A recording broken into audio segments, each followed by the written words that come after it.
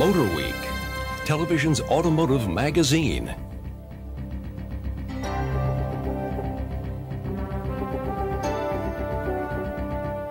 Your host for Motorweek, John Davis. Well, hello and welcome again to Motorweek. We're glad to have you with us. You know, a new minivan is always big news to family buyers, and this year the long news comes from Ford with the debut of their extended-length Windstar. Now, we took our first look at the Windstar 2 months ago, and we're very impressed with what we drove. Now we've had a chance to spend some quality time with Ford's latest people mover, and the winds grow stronger. As they'd better be if Ford expects to blow away some of Chrysler's minivan market dominance. To accomplish that, Ford designers set out to better Chrysler's minivans in every way, to make it the standard by which all minivans will be judged, said a top Ford executive. Translate that into making Windstar the most car-like minivan. Its 120.7-inch wheelbase and 75.4-inch width are the longest of any front-wheel drive minivan. That size equals interior room and cargo space that are second to none, even Chrysler's extended length or grand model minivans. Total cargo space is 144 cubic feet. Windstar's low cowl and cockpit-like driver's environment contribute to its car-like feel. Most controls and switches are grouped in the center and within easy reach. An analog instrument panel with tachometer, but no oil pressure or volt gauges, is standard, while an electronic panel is optional on top-graded LX models. All Windstars receive an airbag for the driver and front passenger. Another car-like feature is Windstar's very low 16-inch step-up height. The front seats are large, comfortable cloth buckets. Manual controls and a fixed steering wheel are standard, but LX vans get a leather-wrapped tilt wheel and 6-way power seat adjustments, plus power lumbar support. Ford's premium sound system provided plenty of power through its push-button controls. Much easier to use are the 4 rotary knobs that handle heat and air conditioning functions. Yet there's also interior storage available that matches or exceeds all comers.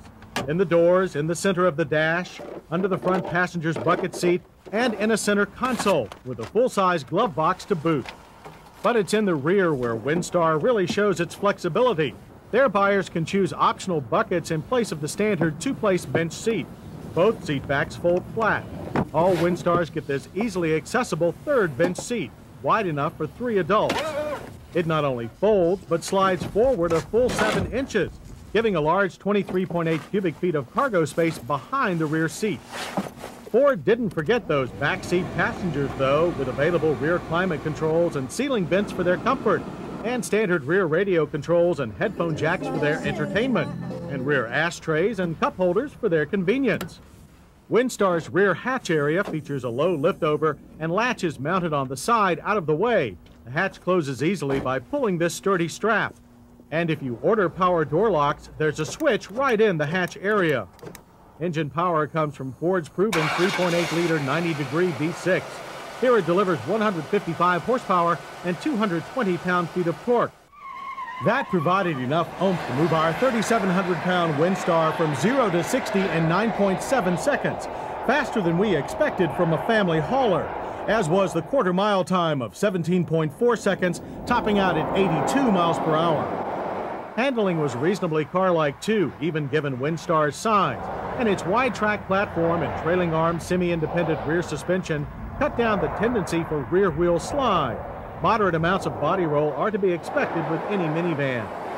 Braking was better than expected as Windstar's standard 4-wheel 3-channel anti-lock system halted its progress from 60 in a short average distance of 124 feet.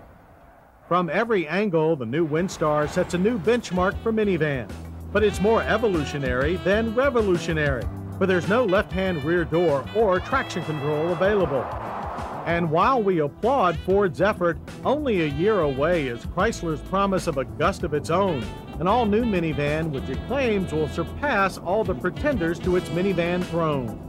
But for now, Ford's Windstar is the largest, most refined minivan on the market, and an ill win to its competition for sure.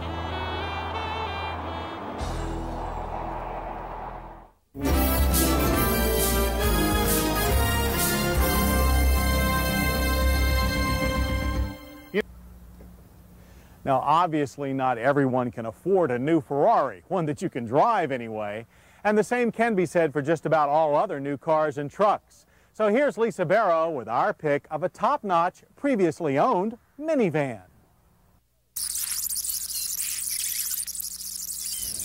The Ford Windstar was the brand's first front-drive minivan and the first real challenger to the Dodge Caravan.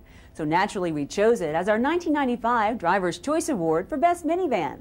Let's take a closer look at what makes the 1995 Ford Windstar a good used van purchase.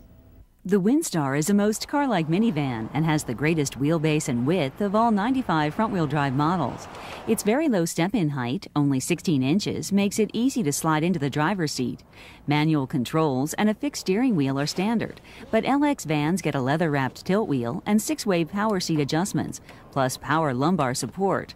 Dual airbags are standard. Interior storage is abundant in the doors, the center of the dash, under the front passenger's bucket seat, and in a center console.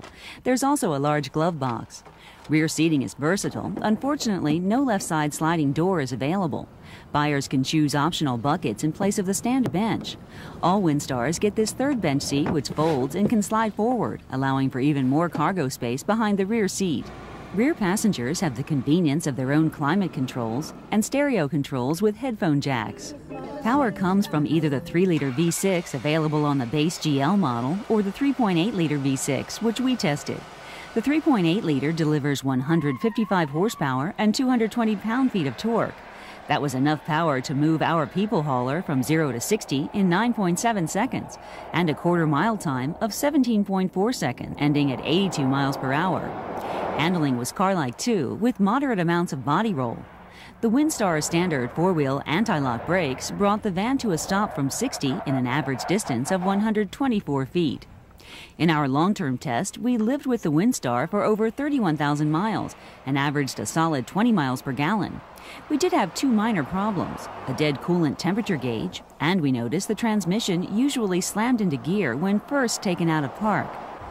Pat Goss advises that there have been several technical service bulletins dealing with modifications to the transmission. Prices range from $17,300 for a GL to $20,000 for a loaded LX. And that's a good price for a refined minivan with excellent ride, handling, and styling.